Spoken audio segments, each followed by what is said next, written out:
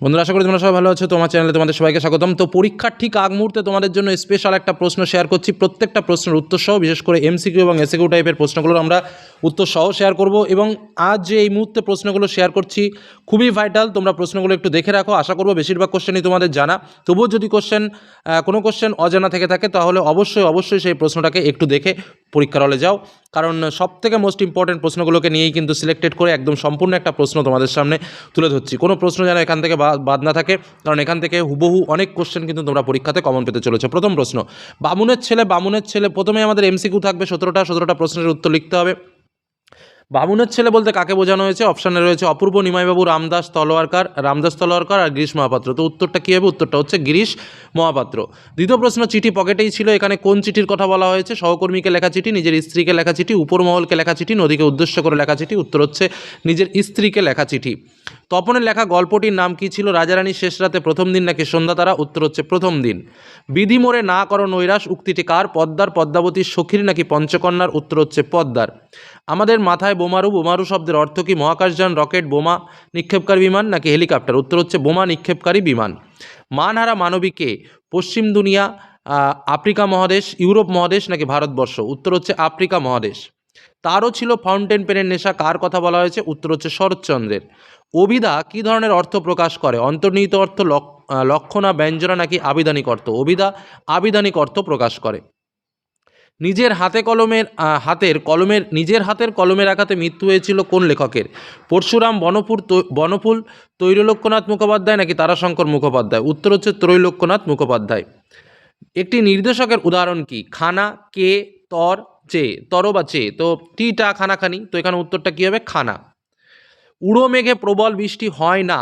মেঘে পদটি, এই যে মেঘে পদটি কর্তৃকারক, অধিকরণকারক, অপাদানকারক। তাহলে কি উড়ো মেঘ হতে প্রবল বৃষ্টি হয় না, তাহলে হইতে থেকে চেয়ে থাকলে কি হবে? অপাদানকারক। তো উত্তরটাকে অপাদান।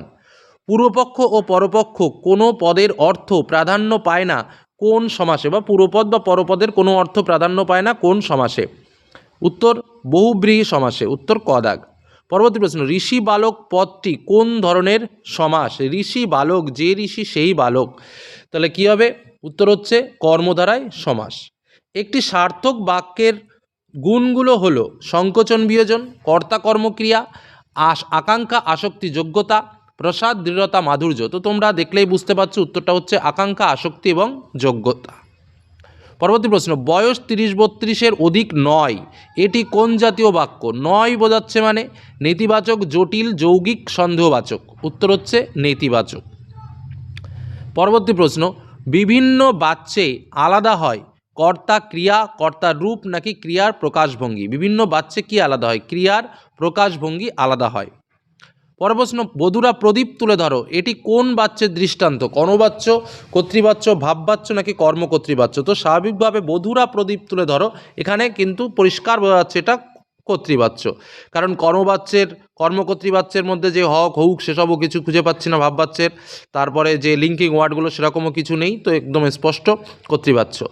পরবর্তী প্রশ্ন, আমরা এসএকিউতে চলে যাব। হরির কাণ্ড কোন কাণ্ডের কথা বলা হয়েছে? তোমরা জানো বহুরূপী গল্প। হরিদা বাইজি সেজেছে ঘুঙুরের মিষ্টি রুমঝুম সুর তুলে নাচতে নাচতে চলে যাওয়ার কাণ্ড দেখে দোকানদার হেসে ফেলে, এবং এখানে সেই কাণ্ডের কথাই বলা হচ্ছে। তপন আর পড়তে পারে না, তপনের পড়তে না পারার কারণ কি? কারণ নিজের লেখা গল্পটি পড়তে গিয়ে যখন দেখে যে গল্পের পুরোটাই নতুনত্বের ছাপ এবং নিজস্বতা বলে কিছুই নেই, তখন সে আর পড়তে পারে না। পরবর্তী প্রশ্ন, গিরিশ মহাপাত্র যখন থানা থেকে প্রস্থান করে তখন তার সঙ্গে কি কি জিনিস ছিল? তখন তার সঙ্গে ছিল একটা ভাঙা টিনের তোরঙ্গ এবং চাটাই জড়ানো ময়লা বিছানার বান্ডিল।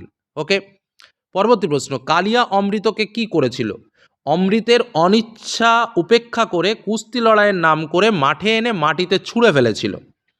পরবর্তী প্রশ্ন, কবিতা থেকে আরেকটা প্রশ্ন বাদ রয়ে গেল। পকেট থেকে কী বার করে নদের চাঁদ স্রোতের মধ্যে ছুঁড়ে দিয়েছিল? পকেট থেকে একটা পুরনো চিঠি বের করে, সেটাই লিখতে হবে, একটা পুরনো চিঠি বের করে নদীর স্রোতের মধ্যে ছুঁড়ে দিয়েছিল।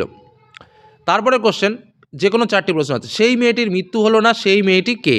সেই মেয়েটি হলো বাড়ির প্রিয় নারী ছিল কে? সেই মেয়েটি হচ্ছে কবির স্বদেশভূমি বা কবির প্রিয় তমারূপী দেশমাতৃকা, সেটাও তোমরা বলতে পারো। আচ্ছা, শিশুদের সব যেখানে সেখানে ছড়ানো আছে কেন? কারণ সাম্রাজ্যবাদী দেশগুলো নির্বিচারে মহাবর্ষণ করেছিল। পরের কোশ্চেন, তোরা সব জয়ধ্বনি কর কবি কাদের জয়ধ্বনি করতে বলেছেন? পরাধীন ভারতবর্ষে ইংরেজ কর্তৃক অত্যাচারিত ও কুসংস্কারে আচ্ছন্ন ভারতীয়দের।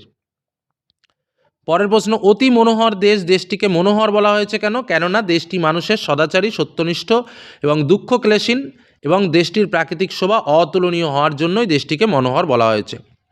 অস্ত্র ফেলো অস্ত্র রাখো, অস্ত্র কোথায় অস্ত্র রাখার কথা বলা হয়েছে? গানের দুটি পায়ে। পরবর্তী প্রশ্ন, যে কোনো তিনটে। আমি যদি হতাম স্বয়ং জুলিয়াস সিজার তাহলে কি হতো? তাহলে তার হাতে বড়জোর একটা স্টাইলাস বা ব্রোঞ্জের শলাকা থাকতো। পরবর্তী প্রশ্ন, সোনার দোয়াত কলম যে সত্যই হতো তা লেখক কিভাবে জেনেছিল? শুভ ঠাকুরের দোয়াত সংগ্রহ দেখতে গিয়ে। পরবর্তী প্রশ্ন, কুইল কি? কুইল হচ্ছে পাখির পালক দিয়ে তৈরি কলমকে ইংরেজিতে কুইল বলা হয়। দুজন সাহিত্যিকের নাম করো যাদের নেশা ছিল ফাউন্টেন পেন সংগ্রহ করা। একজন হচ্ছে শৈলজানন্দ এবং আর একজন হচ্ছে শরৎচন্দ্র চট্টোপাধ্যায়। পরবর্তী প্রশ্ন, অনুসর্গকে ব্যাকরণ থেকে অনুসর্গকে পরসর্গ বলে কেন? কারণ অনুসর্গ বিশেষ্য বা সর্বনামের অনুপদ বা উত্তর পদ রূপে বসে। প্রয়োজনে নোটস করেও নিতে পারো। সম্বন্ধপদ কাকে বলে? বাক্যের মধ্যে যে বিশেষ্য বা সর্বনাম পদের ক্রিয়া ছাড়া অন্য বিশেষ্য বা সর্বনাম পদের সঙ্গে সম্পর্ক থাকে তাকেই বলে সম্বন্ধপদ। আবার বলি, বাক্যের মধ্যে যে বিশেষ্য বা সর্বনাম পদের ক্রিয়া ছাড়া অন্য বিশেষ্য বা সর্বনাম পদের সঙ্গে সম্পর্ক থাকে তাকেই বলা হয় সম্বন্ধপদ। শিশু আর বাড়িরা খুন হলো শিশু পদটির কারক কি? শিশু হচ্ছে কর্মকারকের শূন্য বিভক্তি। আমরা ভিখারি 12 মাস, 12 মাস পদটির ব্যাসবাক্য সহ সমাস কি? 12 মাস অর্থাৎ 12 মাসের সমাহার, এটা হচ্ছে সমাহার দ্বিগু সমাস। সমাসের উদ্দেশ্য কি? সংক্ষিপ্ত করা, সুন্দর করে লেখা, নতুন নতুন পদ তৈরি করা। আচ্ছা, সম্বন্ধ তৎপুরুষ সমাস কাকে বলে? সম্বন্ধ তৎপুরুষ অর্থাৎ পূর্বপদের সম্বন্ধের বিভক্তি যেটা র বা দের, এই বিভক্তি যদি লোপ পায় বা কমে যায় তখন তাকে বলা হয় হচ্ছে তোমার সম্বন্ধ তৎপুরুষ সমাস। পরবর্তী প্রশ্ন, সহযোগী কর্তা কাকে বলে? বাক্যে ক্রিয়ার দুটি কর্তার মধ্যে যদি সহযোগিতার ভাব থাকে তখনই তাকে সহযোগী কর্তা বলে। বাক্যাংশ কর্ম কাকে বলে? বাক্যাংশ কর্ম অর্থাৎ বাক্যের দুটি কর্তার মধ্যে এটা তো বললাম সহযোগী কর্তা। বাক্যাংশ কর্ম হচ্ছে বাক্যের সমাপিকা ক্রিয়াহীন কিছুটা অংশ যদি কর্মরূপে ব্যবহৃত হয় তখন তাকে বলা হয় বাক্যাংশ কর্ম। দ্বিগু ও সংখ্যাপূর্বক বহুব্রীহি সমাসের পার্থক্য কি? মাথায় রাখবে যে দ্বিগু সমাস হচ্ছে সমাহার বোঝায়, আর তোমার সংখ্যাপূর্বক বহুব্রীহি সমাস হচ্ছে সমাহার বোঝায় না, বরঞ্চ একটি অতিরিক্ত পদের অর্থ সেখানে বোঝায়। উপমান কর্মধারায় এবং উপমিত কর্মধারায় সমাসের মধ্যে পার্থক্য। উপমানের সঙ্গে সাধারণ ধর্মবাচক পদের সমাসকে উপমান কর্মধারায় সমাস বলে, যেখানে সাধারণ ধর্মের উল্লেখ না করে উপমেয় পদের সঙ্গে উপমানের যে সমাস হয় তাকে উপমিত কর্মধারায় সমাস বলে। এবার কিছু ব্রড টাইপের প্রশ্ন দেখাই যেগুলো পরীক্ষাতে আসার মতো। প্রথম 3 মার্কের প্রশ্ন, আমার বুকের ভেতরেই যে সব তীর্থ একথা কাকে বলা হয়েছে? বক্তা কীভাবে নিজের বৃত্তের মোহকে তুচ্ছ করেছেন? চিঠি পকেটে ছিল, কোন চিঠির কথা বলা হয়েছে? সে চিঠির পরিণতি কী হয়েছিল? এসো যুগান্তের কবি, যুগান্তের কবিকে কেন আহ্বান করা হয়েছে? অস্ত্র ফেলো অস্ত্র রাখো গানের দুটি পায়ে, কবি কোথায় অস্ত্র রাখতে বলেছেন? কথা বলার কারণ কি? 5 মার্কের প্রশ্ন গল্প থেকে, তপনের মনে হয় আজ যেন তার জীবনের সবচেয়ে দুঃখের দিন। কোন দিন তপনের এমন মনে হয়েছিল? তপনের এমন মনে হওয়ার কারণ কি? মনে হলো দুঃখে লজ্জায় ঘৃণায় নিজের যেন মাটির সঙ্গে মিশে যায়। বক্তাকে লজ্জাকর ঘটনাটি কি? কবিতা থেকে প্রশ্ন 5 মার্কের, তোরা সব জয়ধ্বনি কর। তোরা বলতে কাদের বোঝানো হয়েছে? তারা কেন জয়ধ্বনি করবে? আমাদের কথা কেই বা জানে, আমাদের কথা কারো না জানার কারণ কি? প্রবন্ধ থেকে প্রশ্ন, আমরা কালি কলম তৈরি করতাম নিজেরাই, লেখকরা কীভাবে কালি কলম তৈরি করতেন সে সম্পর্কে আলোকপাত করো। তাতে পাঠকের অসুবিধা হয়, কিসে পাঠকের অসুবিধা হয়? অসুবিধা দূর করার জন্য কী কী করা প্রয়োজন? নাটক থেকে প্রশ্ন, কিন্তু ভদ্রতার অযোগ্য তোমরা, কাকে উদ্দেশ্য করে কথা বলা হয়েছে? কথা বলার কারণ কি? আছে শুধু প্রতিহিংসা, সে প্রতিহিংসা পরায়ণ হয়েছে, মন্তব্যটি কার? কে প্রতিহিংসা পরায়ণ হয়েছে, মন্তব্যটি কার? কী কারণে? কোনি থেকে প্রশ্ন, তোর আসল লজ্জা জলে আসল গর্বও জলে, কোনির কোন কথার পরিপ্রেক্ষিতে কথা বলা হয়েছে? তার আসল লজ্জা ও আসল গর্ব জলে বলার কারণ কি? এটা বুকের মধ্যে পুষে রাখুক, কী পুষে রাখার কথা বলা হয়েছে? কী কারণে পুষে রাখা? পরবর্তী প্রশ্ন, কোনি উপন্যাসে কোনিদের পারিবারিক জীবনের যে চিত্র ফুটে উঠেছে তার পরিচয় দাও। তারপরে তোমার অনুবাদ রয়েছে, the teachers are regret as the backbone of the society. বুঝতে পারছো, শিক্ষকরা সমাজের ব্যাকবোন বলা হয়, মানে মেরুদণ্ড। They build the future citizen of country, দেশের ভবিষ্যৎ তৈরি করে।